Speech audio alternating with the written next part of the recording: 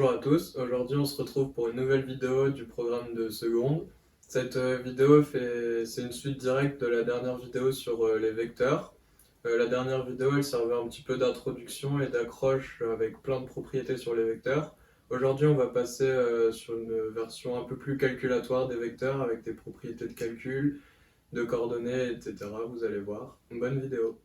Dans un premier temps, on va étudier le repérage dans le plan. C'est une première accroche pour ensuite les vecteurs. Donc ici, on a 3 points O, I, J sur un axe. Donc ces 3 points forment un axe, justement. L'unité OI et l'unité OJ, elles permettent de graduer cet axe, donc graduer le plan. Et on note souvent le vecteur OI, on le note par habitude le vecteur I, et le vecteur OJ, on le note par habitude le vecteur J. Je vais maintenant énoncer la définition. Donc on appelle repère du plan tout triplé O, vecteur I, vecteur J, où O est un point, et I et J sont deux vecteurs non collinéaires. Donc ensuite, il y a deux types de plans, de repères, pardon. Un repère est dit orthogonal si I et J ont des directions perpendiculaires. Et un repère est dit orthonormé s'il est orthogonal, donc il répond à la propriété de dessus. Et en plus de ça, les vecteurs I et les vecteurs J sont de norme 1. J'ai représenté ici plusieurs repères. Donc le premier, on voit qu'il est orthogonal car les directions des deux vecteurs I et J sont perpendiculaires. On voit bien qu'ici il y a un angle droit, mais ils n'ont pas la même norme, ils ne sont pas de norme 1. On voit que J est plus grand que I. Celui-là, il est orthonormé, vu qu'on voit qu'il est orthogonal, c'est-à-dire que les directions sont perpendiculaires. Et en plus de ça, I et J sont de norme 1, donc on peut dire que ce repère est orthonormé. Enfin, celui-là, on voit que le repère n'est pas orthogonal puisque leurs directions ne sont pas parallèles. Donc comme il n'est pas orthogonal, il ne peut pas être orthonormé, vu que pour être orthonormé, il faut être orthogonal. Donc celui-ci, c'est un repère quelconque. On passe maintenant au grand 2 et aux coordonnées de vecteurs. Donc la définition, c'est soit M, un point quelconque d'un repère OIJ, et un vecteur U, tel que le vecteur U est égal au vecteur OM, donc O l'origine du point et M le point quelconque, l'origine du repère, pardon, et M un point quelconque du plan. Les coordonnées du vecteur U sont les coordonnées du point M. Et on note vecteur U, et là on note X, Y, de cette manière ou de cette manière, donc avec X en haut et Y en bas, c'est la même chose. Donc ici j'ai représenté ce que dit la définition sur un repère. Donc on a le vecteur U qui monte d'une unité en ordonnée et qui se déplace de 3 unités en abscisse. On a le point M, tel que le vecteur U est égal au vecteur OM. Et donc les coordonnées du vecteur U, c'est les coordonnées du vecteur M. On voit bien que le vecteur M c'est 1, 2, 3, donc 3 en abscisse et 1 en ordonnée. Ici c'est 1, 2, 3 en abscisse, 1 en ordonnée. On a bien la même chose. Les coordonnées du vecteur U sont les coordonnées du point M. En exemple, j'ai représenté ici un repère orthonormé, donc avec OIJ de norme 1. Et j'ai représenté 4 points, le point A, le point B, le point C et le point D. Et on va calculer ensemble les coordonnées du vecteur AB et du vecteur DC. Donc on va pas calculer, on va regarder graphiquement. Donc graphiquement, pour le vecteur AB, on observe qu'il y a un déplacement de 1, 2, 3 unités vers le bas. Donc si on prend le vecteur J, on a moins 3 fois le vecteur J. Donc du coup on a moins 3 vu que le vecteur J est de norme 1. Ensuite si on prend le vecteur I, on a 1, 2, 3 fois le vecteur I. Donc 3 fois 1, 3 vu que I est également de norme 1. Donc comme coordonnées, on a 3 moins 3 vu qu'on a un déplacement en abscisse de 3 et un déplacement en ordonnée de moins 3. Pour le vecteur DC, on fait la même chose. On compte combien de fois il y a le vecteur J. Donc ici, il y a 2 fois le vecteur J en ordonnée. On fait pareil pour le vecteur I. On a 1, 2, 3, 4, 5 fois, donc moins 5 fois le vecteur I. Donc du coup, pour ces coordonnées, on peut dire que le vecteur DC a pour coordonnées moins 5, 2. Il existe une propriété pour calculer des coordonnées à partir de deux points. Donc soit les points A et B, deux points de coordonnées respectives xa, ya et xb, yb, dans un repère OIJ bien sûr. Le vecteur AB a pour coordonnées xb moins xa, yb moins ya. Donc là ici il y a la preuve. On a le vecteur AB, grâce à la vidéo précédente, on sait que c'est le vecteur AO plus le vecteur OB grâce à la relation de Chasles. Donc AO, on peut l'écrire moins OA. Donc on a le vecteur AB qui est égal à moins OA plus OB. Ça, c'est également dans la dernière vidéo. Donc les coordonnées du vecteur OA, donc on sait que O, c'est l'origine et A, c'est un point quelconque. Donc d'après notre première propriété de la vidéo, on sait que le vecteur OA a pour coordonnées XA, YA. Or ici, on a moins OA. Donc on a moins XA, moins YA. Et le vecteur OB, bah ça c'est la même chose. Le vecteur OB a pour coordonnées XB, YB. Donc on reprend notre calcul. D'où le vecteur AB qui a pour coordonnées moins XA plus XB moins YA plus YB. Donc ça revient à dire que le vecteur AB a pour coordonnées XB moins XA, YB moins YA. On va faire un exemple ensemble pour illustrer notre propriété. Donc on a soit 3 points, le point A de coordonnées moins 2, 3, le point B de coordonnées 5, 4 et le point C de coordonnées 0, 7. On va devoir donner les coordonnées du vecteur AB, du vecteur BC et du vecteur AC. Donc on va calculer ensemble les coordonnées des vecteurs AB, BC et AC. Pour cela, on reprend notre propriété. On sait que les coordonnées du vecteur AB, c'est xb moins xa, yb moins ya. Donc on remplace, on a 5 moins 2 et 4 moins 3. Donc 5 moins 2, ça fait 5 plus 2, ça fait 7. Et 4 moins 3, ça fait 1.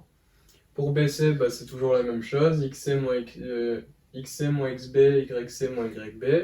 On remplace à nouveau. xc, c'est 0. Donc on a 0 moins 5 et 7 moins 4. Donc on a moins 5, 3. Et enfin pour AC, on a xc moins xa, yc moins ya. On remplace encore une fois. Donc on a 0 moins 2, donc plus 2. 7 moins 3, 4. Donc on a le vecteur AC qui est égal, qui a pour coordonnées 2, 4. Pardon. On passe maintenant à la dernière propriété sur les coordonnées de vecteurs. Donc soit U et V, deux vecteurs de coordonnées x, y et x', y', et k un réel quelconque. Dire que le vecteur U est égal au vecteur V, ça revient à dire que x est égal à x' et y est égal à y'. Donc ça c'est la première propriété. Le vecteur U plus V a pour coordonnées x plus y', x plus x' pardon, et y plus y'. Et enfin, le vecteur KU a pour coordonnées kx et ky. On passe maintenant à la dernière grande partie du cours, donc la collinéarité de deux vecteurs. La propriété, c'est soit U et V, deux vecteurs de coordonnées xy et x', y' dans un repère OIJ. Dire que le vecteur U et le vecteur V sont collinéaires revient à dire que leurs coordonnées sont proportionnelles, soit x fois y' moins y fois x' est égal à 0. On va voir ensuite deux autres propriétés et on passera à des exemples. Donc il existe une définition qui dit que donc, si on a le vecteur U et le vecteur V de coordonnées xy et x', y' dans un repère OIJ toujours, donc ça c'est à chaque fois la même chose, le nombre x, y' moins yx', donc ce qu'on a vu juste avant, est appelé déterminant de U et V, donc de vecteur U et de vecteur V.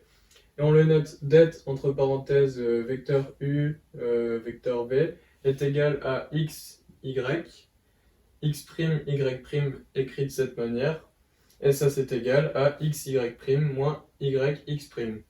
Et donc de cette définition, on en déduit notre propriété. Dire que le vecteur U et le vecteur V sont collinéaires revient à dire que le déterminant de U et de V est nul, puisqu'on avait vu que si U et V sont collinaires, alors x, y' moins y, x' est égal à 0. Ce nombre, c'est le déterminant, donc si le déterminant est nul, les deux vecteurs sont collinaires. On peut passer à deux exemples pour illustrer les trois propriétés et définitions qu'on a vues juste avant. Donc ici on a le vecteur U et le vecteur V de coordonnées moins 6, 10, 9, 15, et ici le vecteur U et le vecteur V de coordonnées 4, moins 7 et moins 12, 21. Dans les deux cas, on va dire si les deux vecteurs sont collinaires. Donc pour le premier exemple, on peut faire notre déterminant. Donc déterminant du vecteur U et du vecteur V, c'est égal à moins 6, 10, 9, moins 15. Donc écrit de cette manière-là toujours. Donc ça, on sait que c'est égal à moins 6 fois moins 15, moins 10 fois 9. Donc on a moins 6 fois moins 15, ça fait 90, moins 90, c'est égal à 0. Donc du coup, on a U et V qui sont bien collinaires. Pour le deuxième exemple, on refait encore une fois le déterminant. Donc on a 4, moins 7, moins 12, 21. Donc ça fait 4 fois 21, moins 7 fois moins 12. Donc 4 fois 21, ça fait 84. Moins 7 fois moins 12, ça fait 84. Donc on a 84 moins 84 qui est égal à 0. Ici, il faut faire attention de ne pas se tromper avec le signe, avec les moins, etc. Mais pour cet exemple, il y a une deuxième façon de faire. On remarque directement que le vecteur V, c'est égal à moins 3 fois le vecteur U, puisque moins 3 fois 4, on a moins 12. Moins 3 fois moins 7, on a 21, pardon. Donc on a bien le vecteur V qui est égal à moins 3U. Et ça, d'après notre dernière vidéo, c'est la définition de deux vecteurs qui sont collinaires. Donc U et V sont bien collinaires entre eux. On arrive à la dernière partie de ce cours, donc qui regroupe deux points, donc coordonnées de milieu et distance dans le plan. Donc c'est deux propriétés, et on fera un exemple pour chaque propriété, puis on arrivera à la fin de ce cours. Donc la première propriété, on a soit A et B, deux points de coordonnées xa, ya et xb, yb, pardon, dans un repère O et J. Le milieu M du segment AB a pour coordonnées, donc ça c'est le point M qui a pour coordonnées 1 demi de xa plus xb, 1 demi de ya plus yb. On va faire un exemple pour illustrer cette propriété. Pour l'exemple, on a les points A de coordonnées 2, 3 et le point B de coordonnées moins 2, 1. On va calculer les coordonnées de M, milieu du segment AB. Donc pour calculer les coordonnées de M, on utilise directement notre propriété. Donc les coordonnées de M, c'est 1 demi de xa plus xb, 1 demi de ya plus yb. Donc du coup, M a pour coordonnées 1 demi de 2 moins 2 et 1 demi de 3 plus 1. Donc 2 moins 2, ça fait 0, 1 demi fois 0, ça fait 0. Et ici, 3 plus 1, c'est égal à 4. La moitié de 4, c'est 2. Donc M a pour coordonnées 0, 2. Donc on arrive à la dernière propriété. Soit A et B, deux points de coordonnées xa, yk, xb, yp, donc comme d'habitude. Dans un repère, cette fois-ci orthonormé, ça c'est très important. Orthogonal, ça marche plus. Il faut que le repère soit orthonormé. Donc O et J, le repère bien sûr. Alors, la distance AB, c'est égal à la racine carrée de xa moins xb le tout au carré, plus ya moins yb le tout au carré. Ici, vous pouvez échanger ya, yb, l'ordre n'a pas d'importance, puisqu'après on est au carré, donc le signe, lui, s'enlève dans tous les cas, on aura quelque chose de positif. Donc vous pouvez mettre xb moins xa ou xa moins xb, ça change rien du tout. Donc voilà, donc la distance AB, c'est égal à la racine carrée de xa moins xb au carré, plus ya moins yb au carré. Donc voici le dernier exemple de ce cours. On a le point A de coordonnées 3, 2, le point B de coordonnées 2, moins 2 dans un repère orthonormé. On nous demande de calculer AB. Donc pour ça, on utilise directement notre propriété. Donc racine carrée de xa moins xb au carré plus ya moins yb au carré. On remplace par les valeurs. On a racine carrée de 3 moins 2 au carré plus 2 plus 2 au carré. Donc du coup, 3 moins 2, ça fait 1, au carré, ça fait 1, 2 plus 2, ça fait 4, et au carré, ça fait 16. Pour montrer que l'ordre n'a pas d'importance, si on avait eu 2 moins 3, on aurait eu moins 1 au carré, ça fait 1. Et ici, on aurait eu moins 2, ça fait moins 4, au carré, ça fait 16. Donc on retrouve bien la même chose, l'ordre n'a pas d'importance entre xa, xb ou xb et xa.